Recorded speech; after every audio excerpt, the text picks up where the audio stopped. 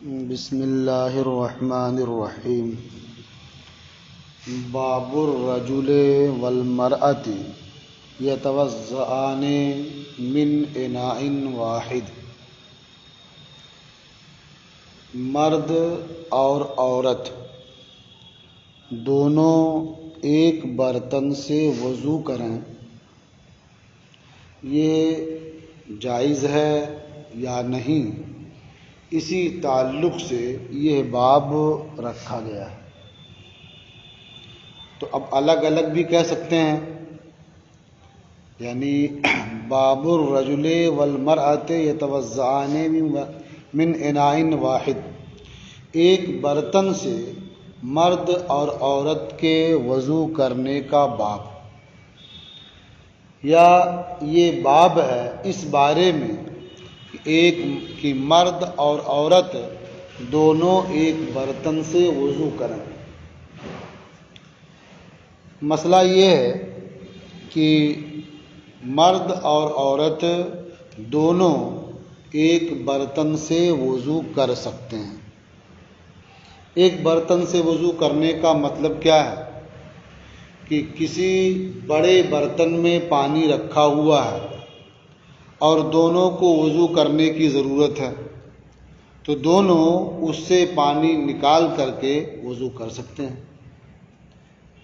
آپ نے یہ مسئلہ پڑھا ہوگا کہ برتن بہت بڑا ہو اور چھوٹا برتن پانی نکالنے کے لیے نہ ہو تو وہ اپنا ہاتھ دھل لے اور اس کے بعد ہاتھ سے ہی پانی نکال سکتا ہے۔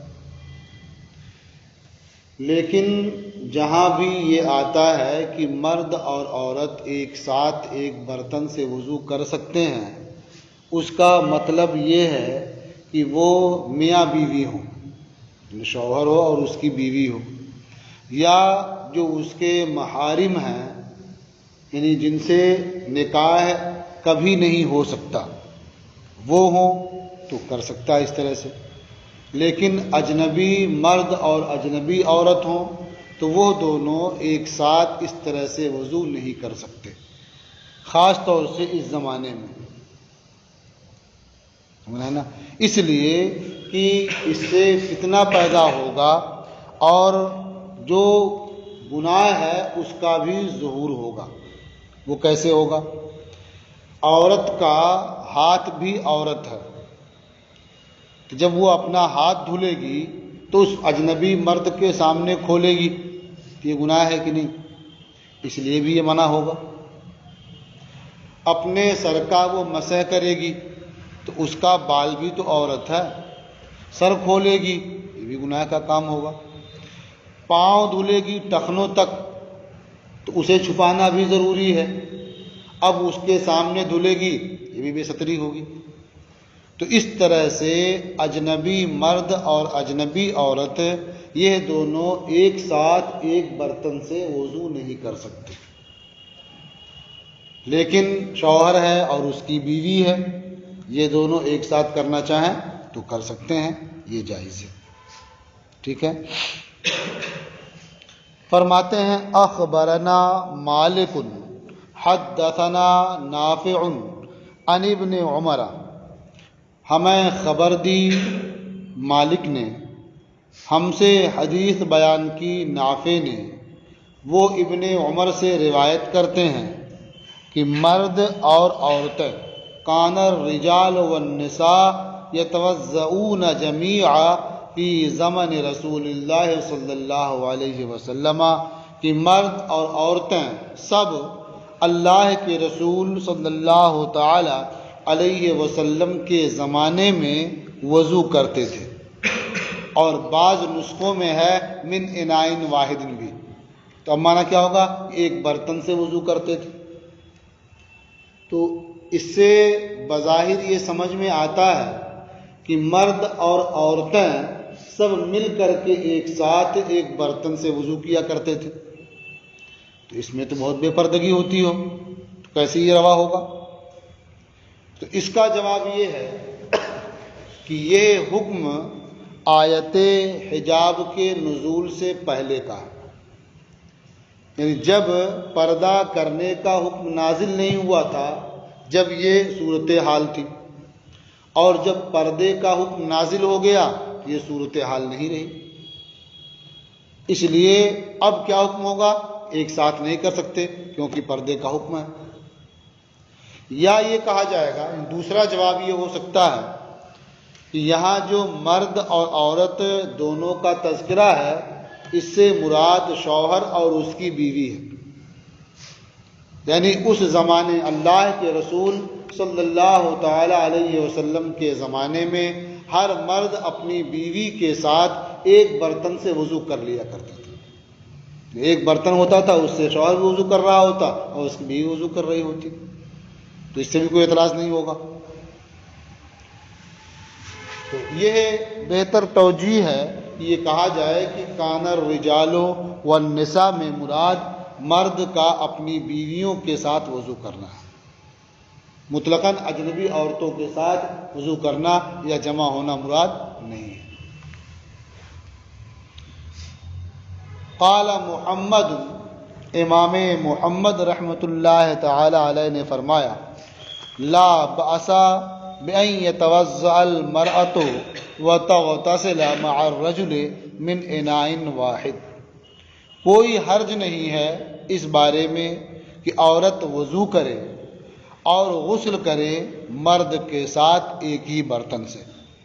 یعنی ایک برتن میں پانی رکھا ہوا ہو، اسی سے مرد بھی وضو کرے پانی نکال کر کے، عورت بھی نکال کر کے پانی وضو کرے تو کوئی حرج نہیں ہے اس میں. یا غسل کرنا، دونوں کو ایک بڑے برتن میں پانی ہے، دونوں اس سے نکال کر کے غسل کریں، اس میں بھی کوئی حرج نہیں ہے. یہ وہی صورت ہوگی جب کہ شوہر ہو اور اس کی بیوی ہو. اجنبی عورت کے ساتھ ایک برتن سے پانی نکال کر کے غسل کرنے کی اجازت نہیں ہے اور نہ ہی وضو کرنے کی اجازت ہے. ان بدأت قبلہ او بدأ قبلہ، اگر عورت مرد سے پہلے شروع کرے یا مرد عورت سے پہلے شروع کرے، دونوں صورتیں ہو سکتی ہیں. یعنی ایسا نہیں ہے کہ مرد پہلے شروع کرے تو بعد میں عورت کے لیے اس سے وضو کرنا روا رہے، لیکن عورت اگر پہلے شروع کر دے تو مرد کے لیے اس سے روا نہ رہے، ایسا نہیں ہے. دونوں میں سے کوئی پہلے شروع کرے، دوسرا شریک ہو سکتا ہے، یا دونوں ایک ساتھ شروع کریں، یہ بھی ہو سکتا ہے. وَهُوَ قول ابی حنیفہ رحمہ اللہ، اور یہ امام اعظم ابو حنیفہ رحمۃ اللہ تعالی علیہ کا قول ہے. یعنی یہی امام اعظم کا بھی مذہب ہے کہ مرد اور اس کی بیوی دونوں ایک برتن سے ایک ساتھ وضو کر سکتے ہیں، ایک ساتھ غسل کر سکتے ہیں، چاہے مرد پہلے شروع کرے یا عورت پہلے شروع کرے. یہ ایک باب ختم ہوا آپ لوگوں کا. باب الوضوء من الرعاف، یہ دوسرا باب ہے. رعاف کہتے ہیں ناک سے خون نکلنے، جسے کہتے ہیں نکسیر ٹوٹنا. کبھی ہوتا ہے نا کہ ناک پر چوٹ لگ جاتی ہے ہلکی سی بھی تو ناک سے خون نکلنے لگتا ہے، یا کبھی چوٹ نہیں بھی لگتی ہے، ہوائیں تیز چلتی ہیں تو آدمی ناک پہ ہاتھ رکھتا ہے یا ناک صاف کرتا ہے یا انگلی ڈالتا ہے تو خون نکلنے لگتا ہے، تو اسے کہتے ہیں رعاف، یعنی نکسیر ٹوٹنا، یا کہہ سکتے ہیں کہ ناک سے خون نکلنا. تو یہ باب جو ہے ناک سے خون نکلنے کے سبب وضو کا باب ہے. یعنی کسی کی ناک سے خون نکلے تو اس کی وجہ سے وضو کرنا ہوگا یا نہیں کرنا ہوگا، یعنی پہلے والا وضو باقی رہے گا یا ٹوٹ جائے گا. یہ ہے باب. تو مسئلہ کیا ہے؟ اگر ناک سے خون نکلتا ہے تو ہمارے نزدیک یعنی امام اعظم کے نزدیک وضو ٹوٹ جائے گا. اسے حکم دیا جائے گا کہ وہ جائے اور وضو کرے. اب اگر وہ نماز پڑھ رہا تھا تو نماز چھوڑ کر کے وضو کرنے جائے، اور وضو کر کے لوٹ کر کے آئے تو جہاں تک پڑھ چکا تھا اس کے آگے پڑھنا شروع کر دے. اسے کہتے ہیں بنا کرنا. سمجھتے ہیں مسئلہ؟ یہ کہلاتا ہے بنا کرنا. تو جہاں سے چھوڑ کے گیا تھا وضو کرنے کے لیے تو راستے میں کوئی بات چیت نہ کرے، صرف وضو کرے اور اطمینان سے چلا آئے، اور جہاں تک پڑھ چکا تھا اس سے آگے پڑھ سکتا ہے۔ دو مسئلہ ہو گیا، ایک تو وضو ٹوٹنے کا مسئلہ ہو گیا، ہمارے یہاں وضو ٹوٹ جاتا ہے، وضو کرنا پڑے گا پھر سے۔ دوسرے، اس کی وجہ سے وضو کرنے جائے گا تو آ کر کے اس پر بنا کر سکتا ہے، یہ ہمارے نزدیک ہے۔ دیکھیے اب،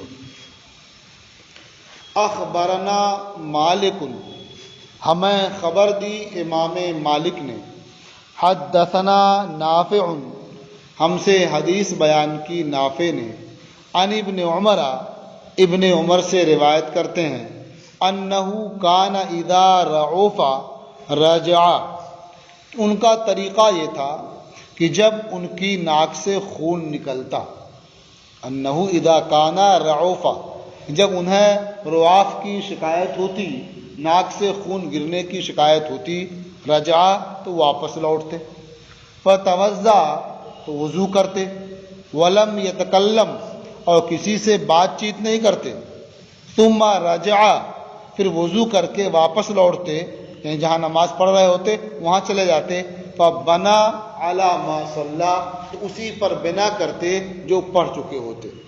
یعنی اگر 4 رکعت کی نیت کی ہوتی اور 2 رکعت پڑھ کر کے یہ صورتحال پیدا ہو جاتی تو چلے جاتے وضو کرنے، وضو کر کے آتے اور اس کے بعد پڑھنا شروع کر دیتے، یعنی 2 اور پڑھ لیتے، 4 پوری ہو جاتی ان کی۔ تو اس حدیث سے صاف صاف معلوم ہو رہا نا کہ حضرت عبداللہ ابن عمر کا معمول یہ تھا کہ جب ناک سے خون نکلتا تو وہ جا کر کے نیا وضو کرتے، اور یہ بھی معلوم ہو رہا ہے کہ جب وضو کر کے آتے تو اسی پر بنا کر لیتے۔ تو اس سے سمجھ میں آ گیا کہ ناک سے خون نکلنے کی وجہ سے وضو ٹوٹ جاتا ہے، اور یہ بھی سمجھ میں آ گیا کہ جب وضو کر کے آئے کسی سے بات چیت نہ کی ہو تو بنا کر سکتا ہے۔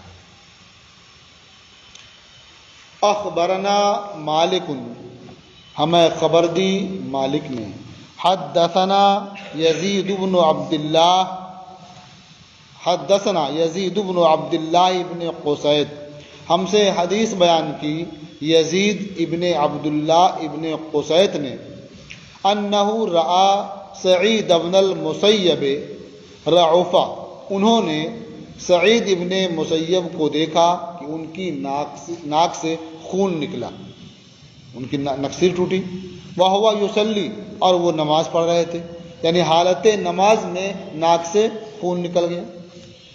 فأتا حجرتا ام سلمۃ زوج النبی صلی اللہ علیہ وسلم، تو وہ نبی کریم صلی اللہ تعالی علیہ وسلم کی زوجہ مطہرہ حضرت ام سلمہ رضی اللہ تعالی عنہا کے حجرے میں آئے۔ فأوتیا بوضوء، تو انہیں وضو کا پانی دیا گیا، یہ وضو واو کے زبر کے ساتھ ہے، تو انہیں وضو کرنے کا پانی دیا گیا۔ فتوضا، تو انہوں نے وضو کیا، ثم رجع، پھر واپس لوٹے، جہاں نماز پڑھ رہے تھے لوٹ کے وہاں گئے، فبنا علی ما قد صلی، تو انہوں نے اس پر بنا کیا جو پڑھ چکے تھے۔ اس سے بھی دونوں باتیں معلوم ہوئی نا کہ نماز کی حالت میں ناک سے خون نکل آتا ہے تو وہ چلا جائے اور وضو کرے، یعنی اس کا وضو ٹوٹ گیا، اور جب آئے لوٹ کر کے تو بنا کر سکتا ہے، جتنا پڑھ چکا ہے اس کے آگے پڑھنا شروع کر دے۔ اخبرنا مالک، ہمیں خبر دی مالک نے، اخبرنا یحییٰ بن سعید، ہمیں خبر دی یحییٰ ابن سعید نے، ان سعید ابن المسیب، وہ سعید ابن مسیب سے روایت کرتے ہیں، انہو سئل عن الذی یرعف فیکثر علیہ الدم، ان سے پوچھا گیا اس شخص کے بارے میں جس کے ناک سے خون نکلتا ہے تو خون زیادہ نکلتا ہے، کیف یصلی، تو وہ کیسے نماز پڑھے، قال یؤمی ایمان براسہ فی الصلاۃ، انہوں نے فرمایا کہ وہ نماز میں سر سے اشارہ کر کے ادا کرے، یعنی سر سے اشارہ کرے، تو یومی ایمان، وہ اچھی طرح سے اشارہ کرے، براسہ ہی، اپنے سر کے ذریعہ نماز میں، یعنی وہ اشارے کے ساتھ نماز پڑھے گا، یعنی سجدہ نہیں کرے گا، اس کے لیے اشارہ کرے گا۔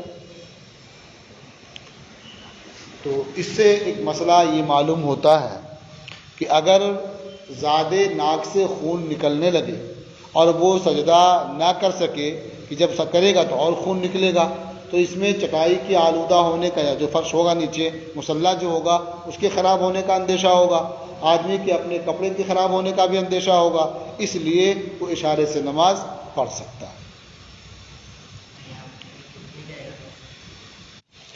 اخبرنا مالک اخبرنا عبد الرحمن ابن المجبر ابن عبد الرحمن، ہمیں خبر دی مالک نے، ہمیں خبر دی عبد الرحمن ابن مجبر ابن عبد الرحمن ابن عمر ابن خطاب نے، انہ رآ سالم ابن عبداللہ ابن عمر، کہ انہوں نے یعنی عبد الرحمن ابن مجبر نے سالم ابن عبداللہ ابن عمر کو دیکھا۔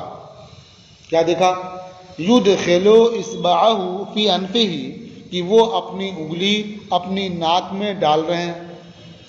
راوی کو شک ہے اصبعہ کا یا اصبعیہ کا، کہ اپنی انگلی ایک انگلی ڈال رہے ہیں یا اپنی دو انگلیاں دونوں ناک میں ڈال رہے ہیں، جیسے بھی اس کا استعمال کر رہے ہیں، تو اصبعہ کہا یا اصبعیہ کہا۔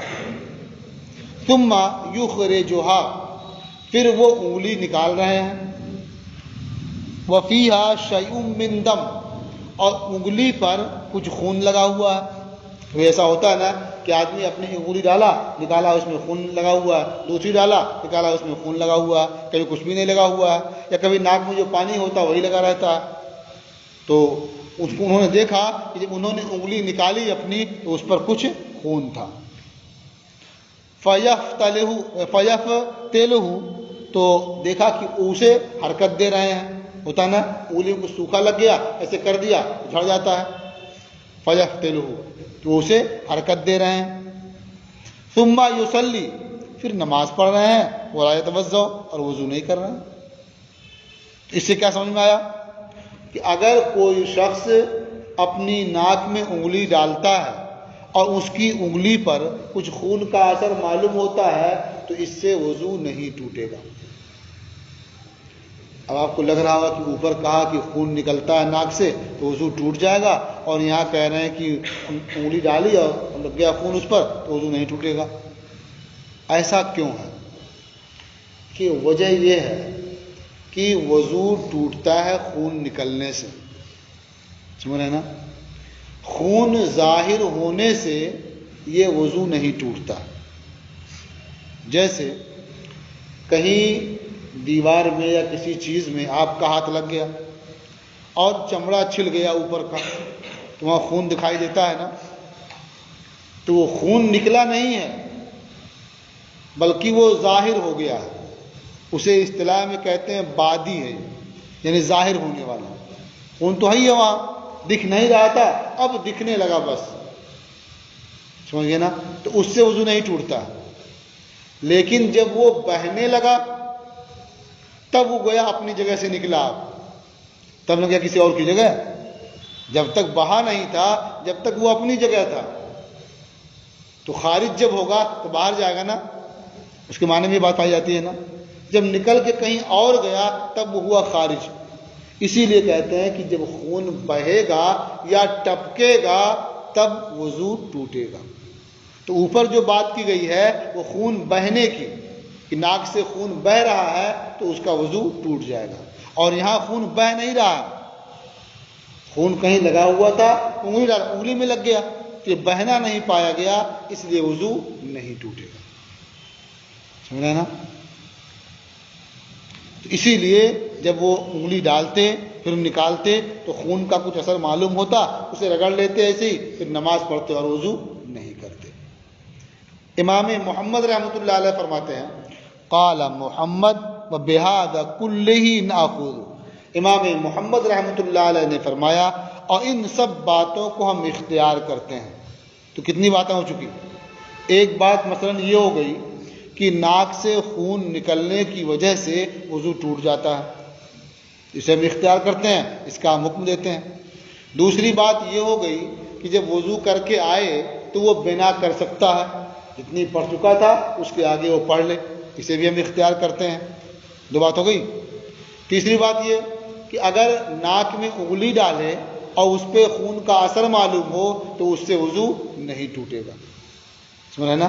بہذا کلہ ناخذ، اور ہم ان سب چیزوں کو اختیار کرتے ہیں.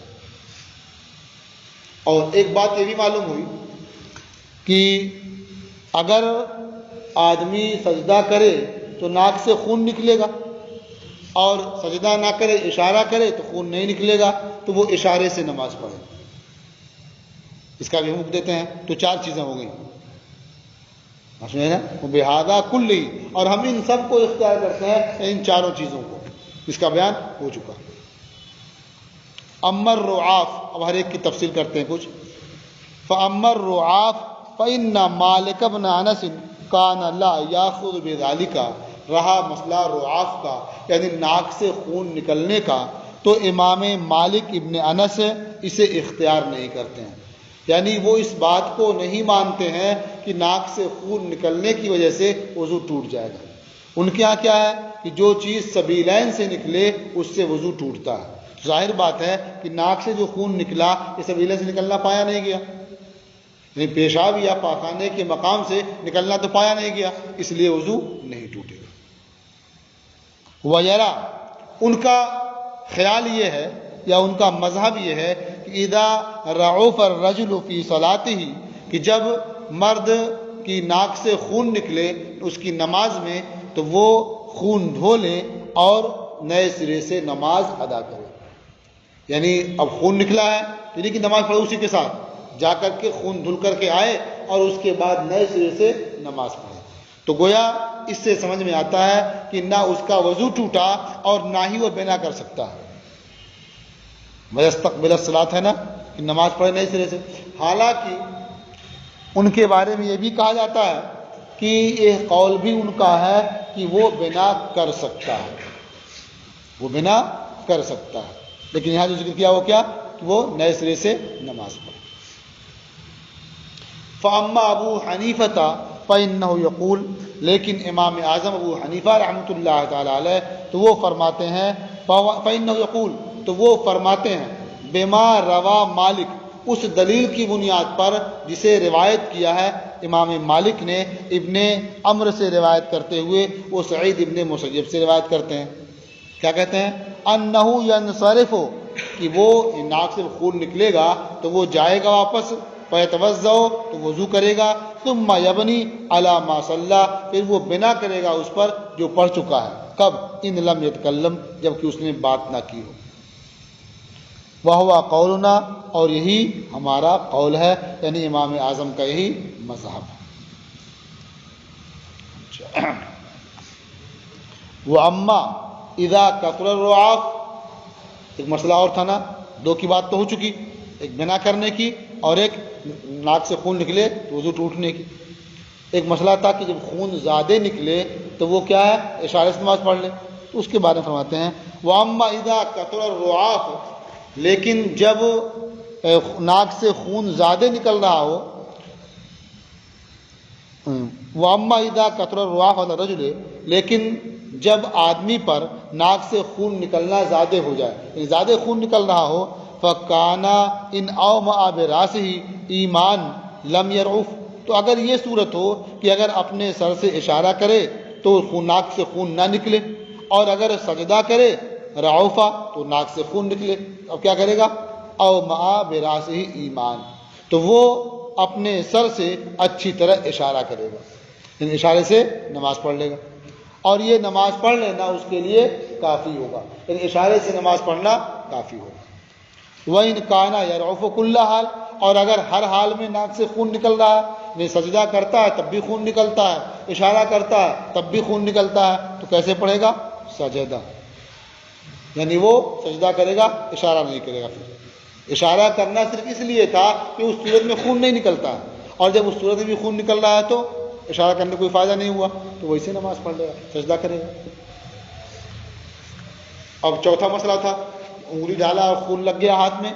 کہتے ہیں اما اذا دخل الرجل، اما اذا ادخل الرجل اصبعه في انفه، اور رہا یہ مسئلہ کہ جب مرد اپنی انگلی اپنی ناک میں داخل کرے فاخرجا اور اسے نکالے فاخرجا علیہا شیئا من دم پھر نکالے اس انگلی پر کچھ خون فہذا لا وضوء فیہ تو یہ ایسا معاملہ ہے جس میں کوئی وضو نہیں ہے لأنہ غیر سائل ولا قاطر کیونکہ یہ جو انگلی پر خون نظر آ رہا ہے یہ بہنے والا نہیں ہے اور ٹپکنے والا نہیں ہے وَإِنَّمَا الْوُضُوءُ فِي الدَّمِ مِمَّا سَالَ أَوْ قَطَرَ اور وضو خون کے بارے میں اسی سے ہے جو بہے یا ٹپکے یعنی خون کے مسئلے میں وضو اس خون سے ہوتا ہے جو بہے یا ٹپکے اور یہ بہا نہیں ٹپکا نہیں تو اس کی وجہ سے وضو واجب نہیں ہوگا وہو قول ابی حنیفہ